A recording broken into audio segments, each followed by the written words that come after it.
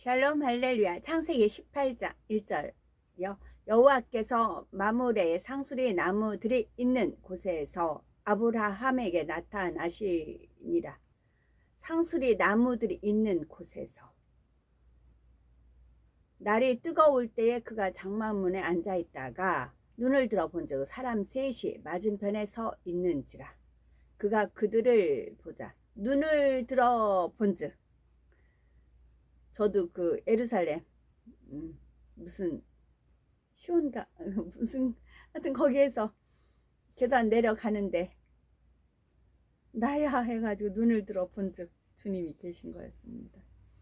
그가 그들을 보자 곧 장막 문에서 달려나가 영접하며 몸을 땅에 굽혀 이르되 내 주여 내가 주께 은혜를 입었사오며 원하건대 종을 떠나 지나가지 마시옵고 물을 조금 가져오게 하사 당신들의 발을 씻으시고 나무 아래에 씻소서. 이게 눈을 들어 본 적도 그 영이 이끌어서 그렇게 본 거입니다. 저도 이제 허다못해 잠깐 뭐 마트에 가려고 가다 보면 눈이 이끌려서 이렇게 쳐다보면 짠하고 펼쳐지세요. 그럼 막 이제 찍지요. 그런 은혜가 우리 많은 분한테 임하는 걸로 알고 있습니다. 아브라함에게 나타난 세 사람은 바로 하나님과 두 천사장이 육의 공간에 맞는 형태로 나타난 것입니다. 영의 존재가 육에 한정된 공간으로 나오기 위해서는 육의 공간에 맞는 형태를 입어야 하기 때문에 영의 존재가 육에 한정된 공간으로 나오기 위해서는 육의 공간에 맞는 형태를 입어야 하기 때문에 하나님과 두 천사장은 이처럼 사람의 형상을 입고 나타나셨던 것입니다. 우리 사람과 똑같은 몸을 가졌던 것은 아니고 단지 필요에 의해 잠시 사람의 형상을 입으셨던 것이지요. 4차원의 공간을 소유하고 계신 삼위일체 하나님은 마음 먹으시는 대로 기체, 액체, 고체 어떤 형태로도 되실 수가 있기 때문에 육의 공간에 나와서는 육의 공간의 한계를 입은 사람과 같은 모양을 하실 수가 있는 것입니다. 그렇지만 육의 공간의 형상을 입었다 해도 영안이 열린 사람은 그 안에 담긴 근본 영의 모습을 볼 수가 있습니다. 바로 아브라함은 이 세 사람을 볼 때 동시에 영체로도 볼 수가 있었기 때문에 곧바로 그분들이 누구신지를 알아보고 그 앞에 엎드려 극진히 섬길 수가 있었지요. 이처럼 영안이 열리게 되면 육의 몸으로 가리워졌다 해도 그 안에 있는 영체를 볼 수가 있는데, 예수 그리스도를 영접하고 성령을 받아 영이 살아난 사람들은 영이 성장하면 할수록, 영이 성장하는 겁니다. 영이 성장하면 할수록 영체로부터 나오는 빛도 더 강해집니다. 빛이신 하나님을 닮아감으로 이뤘던 하나님의 형상을 회복하는 만큼 영체로부터도 더 강한 빛이 나오는 것이지요. 그래서 영체에서 나오는 빛을 보면 그가 얼마나 빛이신 하나님을 닮아 영으로 일구었는지를 알 수가 있지요. 원수마귀 사단도 바로 이 빛을 보기 때문에 그 사람이 어느 정도 영의 차원에 들어와 있는지를 알 수 있는 것이며, 밝은 빛 앞에서는 두려워 떨게 됩니다. 요한일서 5장 18절에 하나님께로서 난 자마다 범죄치 아니하는 줄 우리가 아노라. 하나님께로서 나신 자가 저를 지키심에 악한 자가 저를 만지지도 못하느니라고 말씀하신 대로 범죄치 아니하는 사람은 하나님께서 지켜주실 뿐만 아니라 그 밝은 빛 때문에 원수마귀 사단이 감히 접근하지도 못하는 것을 볼 수 있습니다. 9절부터는 하나님께서 아브라함 앞에 나타나신 목적이 나오고 있습니다. 바로 아브라함 9절을 보면요. 그들이 아브라함에게 이르되 네 아내 사라가 어디 있느냐 대답하되 장막이 있나이다. 그가 이르시되 내년 이맘때 내가 반드시 네게로 돌아오리니 네 아내 사라에게 아들이 있으리라 하시니 사라가 그뒤 장막문에서 들었더라 말씀입니다. 9절부터는 하나님께서 아브라함 앞에 나타나신 목적이 나오고 있습니다.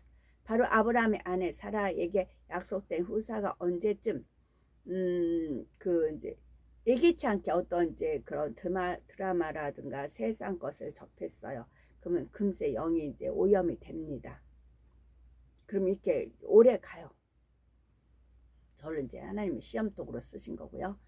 그럴 때는 이제 갔다 오면 옛날 선비들은 뭐 못 들은 소리 들으면 기를 씻었다 막 그런 표현도 있잖아요. 이렇게 말씀을 계속 읽으세요. 정화를 시키는 겁니다. 어쩔 수 없이 접했으니까. 이제 추석 명절 때 특히 이제 추석 돌아오죠. 명절 때 가면 나는 절하지 않더라도 그 속에 속해 있잖아요. 왜냐면 이렇게 계속 하나님 말씀으로 정겹게 씻었어요. 그 작업을 계속 했고 하늘의 기사 표적을 봤기 때문에 계속 영은 이제 밝은 걸 더 성장을 하니까 영이 자기 본인이 성장하려고 자꾸 이끌어 가는 거잖아요.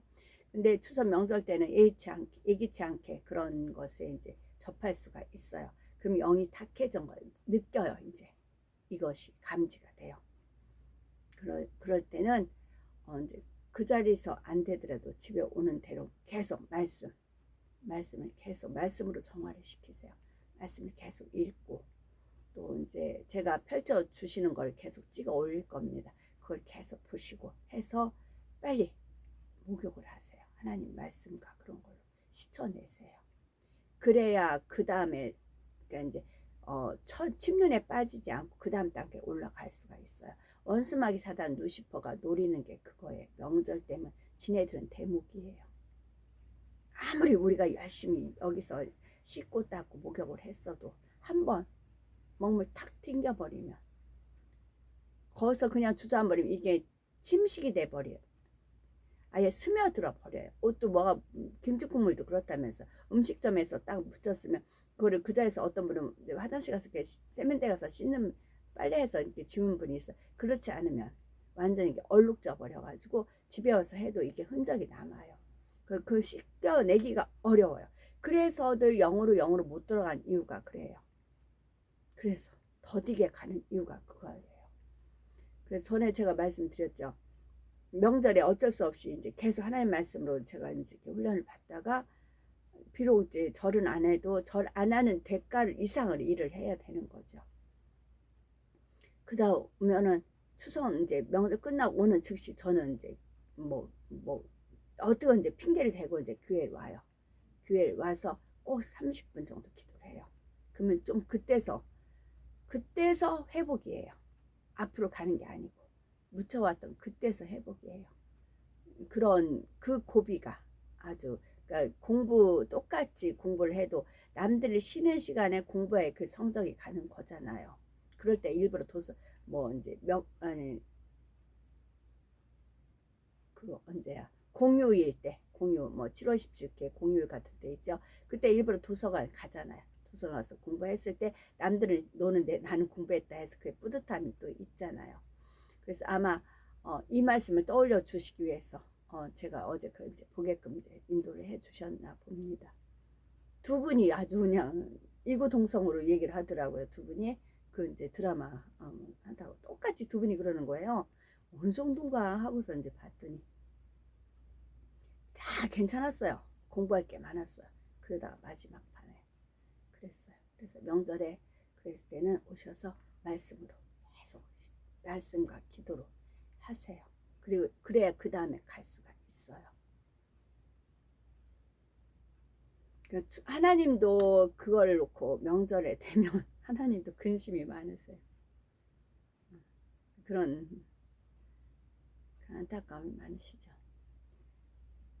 바로 아브라함의 아내 사라에게 약속된 후사가 언제쯤 태어나게 될지 정확한 시점을 가르쳐주고 계시죠. 그런데 이러한 하나님의 말씀을 들은 사라는 속으로 웃고 내가 노쇠하였고 내 주인도 늙었으니 내게 어찌 낙이 있으려 말합니다. 이 내용을 얼핏 보면 아브라함이 창세기 17장 17절에서 아브라함이 엎드려 웃으며 심중에 이르되 100세 된 사람이 어찌 자식을 낳을까? 사라는 90세니 어찌 생산하리요? 말씀하신 것과 비슷하게 볼 수 있습니다. 그러나 아브라함이 고백했던 중심과 내용은 오늘 본문의 사라와는 전혀 다르죠. 앞서 아브라함이 웃었던 것은 마침내 언약이 성취될 때가 온 것을 깨닫고 기쁨으로 웃었던 것입니다. 또한 아브라함이 100세 된 사람이 어찌 자식을 낳을까? 사라는 90세니 어찌 생산하리오? 말했던 것은 이것이 사람으로는 도저히 할 수 없는 일이지만 하나님께서는 능히 무엇이나 하실 수 있기에 이러한 하나님을 온전히 믿고 인정해 드리는 의미에서 고백했던 것이지요. 그러나 사라의 고백은 의미가 다릅니다. 사라는 지금 육신의 생각을 동원하여 전능하신 하나님의 능력을 의심하고 있는 것이며 자신의 믿음이 없음을 드러내고 있는 것입니다. 그래서 13절에 여호와께서 아브라함에게 이르시되 사라가 왜 웃으며 이르기를 내가 늙었거늘 어떻게 아들을 낳으리요 하느냐 하시며 14절에 다시 한번 언약의 때를 확실히 밝혀주십니다.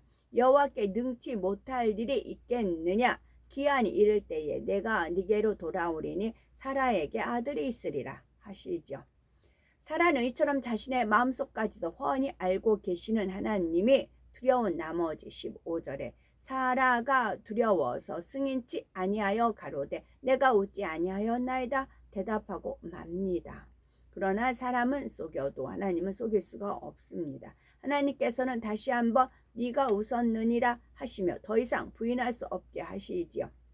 하나님께서는 모든 것을 다 아시기에 설령 하나님의 말씀이 자신의 생각과 맞지 않아 보여도 결코 아니요 라고 해서는 안 됩니다. 하나님께서는 나 자신도 모르는 내 자신도 모르니에요. 내 자신도 모르는 내 깊은 마음속까지도 꿰뚫고 계시기 때문입니다. 이것이 바로 모든 것을 아시는 전지하신 하나님의 신적인 속성입니다. 사람이 하나님의 인성적인 면에 있어서는 부드러움과 자상함을 느끼게 되지만 반면에 이러한 신성적인 면을 대하게 되면 두렵고 떨릴 수밖에 없지요. 또한 하나님께서는 이처럼 모든 것을 아시기 때문에 하나님 앞에서 입술로 아무리 아멘 믿나이다 고백했다 해서 그것으로 믿음이 있다 인정받는 것이 아닙니다. 정말 내 속 중심에는 어떤 마음이 있고 어떤 생각이 있는가가 중요하지요. 자신의 생각과 맞지 않고 자기 마음에 맞지 않는 것에 대해 겉으로는 얼마든지 이해할 수 있지만 그 순간 하나님께서는 속마음, 속 중심을 보시기 때문입니다. 이제 두 사람 즉 두 천사장은 소돔과 고모라를 향하여 떠나고 하나님만 남으셔서 아브람과 대화를 하십니다. 17절에 여호와께서 가라사대 나의 하려는 것을 여기서 잠깐요. 여기서 두 천사장은 여성적인 천사장이에요. 루시야와 루시엘은 천사장이 셋이 있었어요. 루시퍼, 루시야, 루시엘이었어요. 그래서 루시퍼는 성부 하나님을 섬기던 천사장, 또 루시야는 주님을 섬기던 천사장, 루시엘은 성령 하나님을 섬기던 천사장이었어요. 루시퍼는 그렇게 됐고, 그래서 하나님께서 루시야와 루시엘을 동원을 해서 왔어요. 여성적인 천사예요. 근데 이 땅에 오면 안 되니까 옛날에 여자들이 나가면 남장하는 경우가 있잖아요. 남자들이 하려면 남장을 하는 경우죠. 그러니까 여자가 남장을 했어요. 근데 그때가 예뻤던 거죠. 그래서 상관하고자 하는 남자들이 했던 것이 나오는 거죠. 그러면 동성애적인 것을 보면 좀 여자스러운 남자들이 있죠. 여자스러운 남자들, 그런 남자들이 여자 역할을 하는 그런 케이스가 있고, 그 다음에 여잔데도 좀 걸걸하니 또 남성스러운 여자들이 있을 거 아니에요. 성격이 이제 외형적이고 그런 분들이 남자 역할을 하는 케이스이더라고요. 제가 이렇게 바깥에 나간다거나 그래서 보면은 이렇게 눈에 띄죠. 그러면 보게끔 하세요. 보게끔 해서 공부를 시키는 거죠. 그러고 보면 그렇게 돼요. 그래서 여기서 두 천사장은 소돔과 고모라가 하면서 상관이 거기 나오죠. 그거는 여잔데 남장을 한 여자인 거예요. 그러니까 예쁘장, 남자인데 예쁘장 하니까 그렇게 되는 거지요. 하나님께서는 아브라함을 깊은 비밀까지 말씀해 주실 정도로 신뢰하시며 친밀한 관계로 여기셨는데, 왜냐하면 믿어주니까. 하나님을 믿어주니까. 친구가 해도 내가 어떤 말 해도 믿어주면 친구가 되는 거잖아요. 근데 내가 어떤 말 했는데도 그걸 옮긴다거나 뭐 비밀을, 그러면 친구 관계가 되지를 않지요. 전에 그래서 제가 말씀드린 바가 있네요. 전 누구 친구 얘기하면 비밀이 하면은 저만 알고 있어. 근데 다 누구도 알아. 근데 여기 가서 비밀이 하면서 다 이제 얘기를 하는 그런 경우가 있지. 난 저 비밀 지키려고 굉장히 했는데 그런 경우도 있고 그런 경우도 있지요. 하나님께서는 아브라함을 깊은 비밀까지 말씀해 주실 정도로 신뢰하시며 친밀한 관계로 여기셨는데, 이것이 하루아침에 형성된 것이 아니죠. 연단의 과정들을 거치면서 아브라함이 육신의 생각을 깨트리고 아버지 하나님을 온전히 믿고 신뢰하게 될수록 하나님 편에서도 아브라함을 신뢰하시게 된 것입니다. 한 단계 한 단계 신뢰의 관계를 쌓아왔기에 하나님의 벗이라 칭함받을 수가 있는 온전한 신뢰의 단계에까지 이를 수 있는 것이지요. 하나님께서는 18절 19절에 보면 아브라함은 강대한 나라가 되고 천하 만민은 그를 인하여 복을 받게 될 것이 아니냐. 내가 그로 그 자식과 권속에게 명하여 여호와의 도를 지켜 의와 공도를 행하게 하려고 그를 택하였나니, 이는 나 여호와가 아브라함에게 대하여 말한 일을 이루려 함이니라 말씀하고 계십니다. 장차 그의 씨를 통해 계획한 일들, 즉 하나님의 살아 계심과 구세주의 나심, 그리고 성령의 역사를 만민에게 전하시려는 하나님의 계획에 대해 말씀하고 계시지요. 그런데 하나님께서 이처럼 아브라함을 통해 계획하신 일들이 그냥 무조건 이루어지는 것은 아닙니다. 내가 그로 그 자손과 권속에게 명하여 여호와의 도를 지켜 의와 공도를 행하게 하려고 그를 택하였다 말씀하신 대로 하나님의 계획은 오직 여호와의 도를 지켜 의와 공도를 행하는 자들을 통해서만 이루어질 수가 있습니다. 이를 통해 가장 적합한 인물로서 바로 아브라함이 선택되었던 것이고, 그래서 아브라함으로 하여금 믿음 안에서 하나님의 말씀에 어떻게 순종하여 행해야 하는지를 보이게 하시고, 이러한 아브라함을 본받아 나온 후손을 통해 하나님의 뜻을 이루기 원하셨던 것입니다. 이처럼 하나님의 일은 오직 하나님의 명령에 순종하여 따를 수 있는 사람들을 통해 이루어지게 된다는 사실을 깨우쳐야 하겠고요. 하나님께서는 아브라함에게 매우 중요한 언약의 말씀을 하신 후 곧바로 소돔과 고모라에 대해 말씀해 주십니다. 20절에서 21절. 여호와께서 또 가라사대 소돔과 고모라에 대한 부르짖음이 크고 그 죄악이 심히 중하니 내가 이제 내려가서 그 모든 행한 것이 과연 내게 들린 부르짖음과 같은지 그렇지 않은지 내가 보고 알게 하노라 하셨지요. 이 말씀에는 세 가지 의도가 담겨 있습니다. 첫째로, 하나님께서는 모든 것을 다 아심에도 다시 한번 신중하게 살피심으로 결코 공의에 어그러지지 않도록 하시려는 것입니다. 소돔과 고모라에 내려질 심판은 모든 것을 멸해버리는 중한 재앙이었기에 이처럼 마지막까지 섬세하게 살피셔서 한치의 착오도 없게 하시려는 것이지요. 둘째로, 이 말씀 안에는 죄의 결과가 무엇인지, 따라서 죄악에 빠지는 것을 얼마나 경계해야 할 것인지, 이것을 아브라함으로 하여금 확실하게 새기도록 하시려는 의도가 담겨 있습니다. 아브라함에게 놀라운 축복의 언약을 주셨지만 그 약속이 온전히 이루어지기 위해서는 그의 후손들 중에 결코 소돔과 고모라와 같은 잘못된 전철을 밟는 일이 있어서는 안 되기에 소돔과 고모라가 멸망에 이르고 마는 과정을 아브라함에게 확실히 심어주심으로써 또 그의 후대에 심어주심으로써 두고두고 경계를 삼게 하셨던 것입니다. 셋째로 하나님께서는 아브라함에게 소돔과 고모라의 멸망에 대해 미리 알려주심으로 그곳에 사는 아브라함의 조카 롯에게 구원의 길을 열어주시고자 하셨습니다. 아브라함이 소돔과 고모라의 임박한 심판에 대해 알게 되었을 때 가장 먼저 누구를 떠올렸겠습니까? 바로 조카 롯이었겠지요. 늘 마음에 두고 있던 롯이었는데 이러한 롯이 살고 있는 소돔이 멸망당 삼촌들은 그 조카들에서 좀 각별하지요. 삼촌께 따르니까 뭐 그런 같아요. 이러한 롯이 살고 있는 소돔의 멸망당할 처지에 놓였으니 이를 알게 된 아브라함은 더욱 롯을 마음에 품고 기도할 수밖에 없는 것입니다. 그리고 아브라함이 이렇게 마음에 품고 기도함으로써 하나님께서는 조카 롯에게 구원의 길을 열어주시죠. 이것이 무슨 말일까요?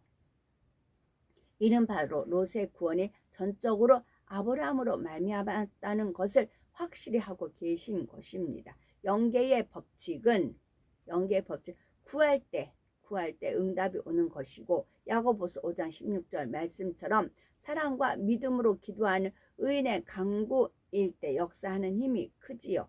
따라서 하나님께서는 아브라함에게 소돔에 임박한 심판을 알려주심으로써 아브라함으로 하여금 롯을 마음에 품고 기도하게 하심으로 그 기도에 응답하여 롯을 구원하셨다는 말이지요.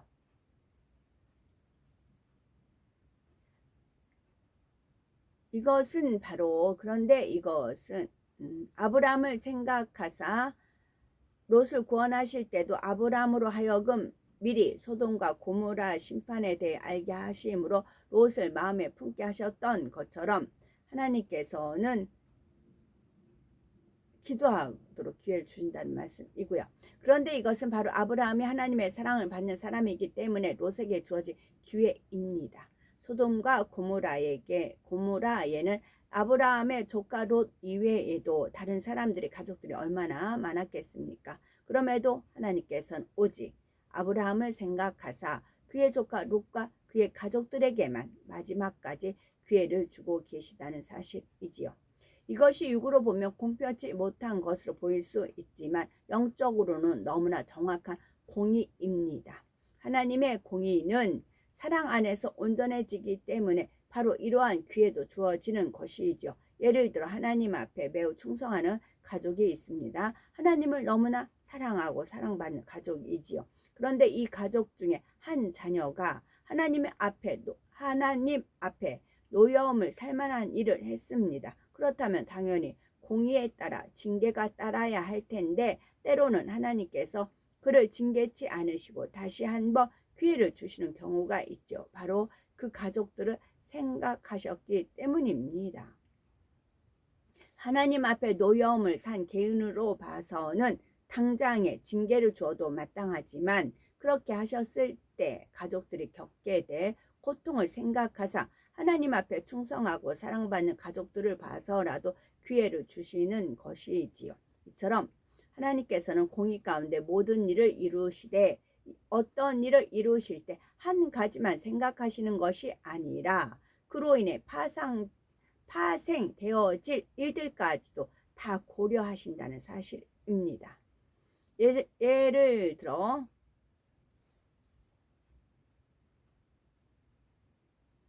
하나님의 공의는 어느 한 면만 보아서는 안 되는 것이며 결코 사람의 지식이나 생각으로 판단해서도 안 됩니다. 그렇지만 동시에 하나님의 공의는 반드시 말씀대로 정확하게 이루어진다는 사실도 명심해야 됩니다. 이러한 공의가 있고요. 아버지 하나님께서는 소돔과 고모라에 대해 살피시기 위해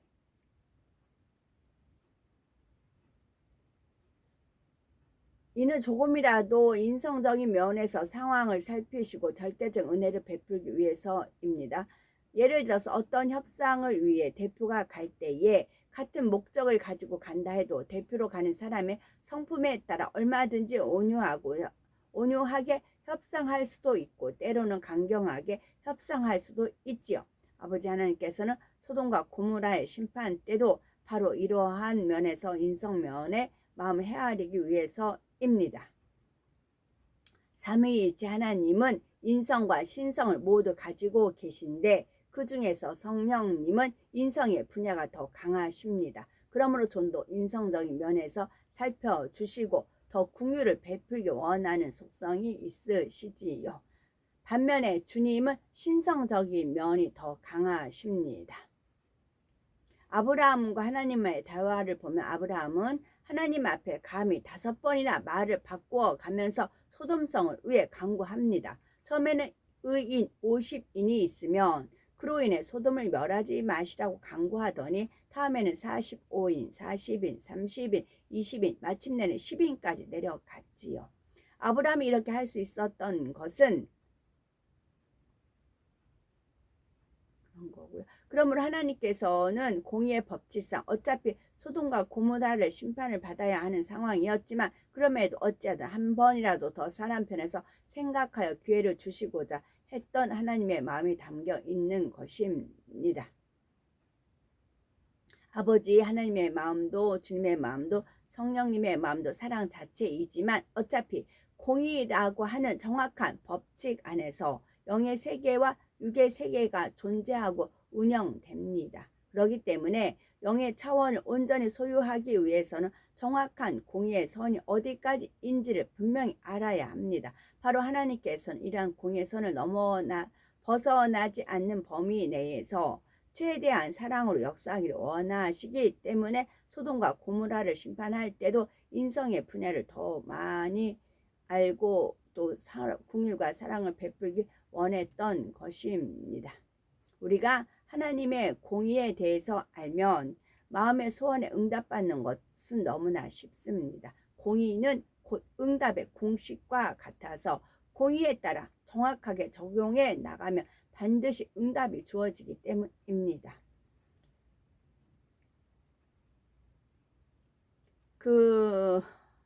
대표적인 것은 바로 7영입니다. 하나님의 공의에 비추어서 응답을 줄 것인지 아닌지를 결정하기 위해서 각 사람이 준비된 상태를 측정하는 저울과 같은 것이 바로 7영입니다.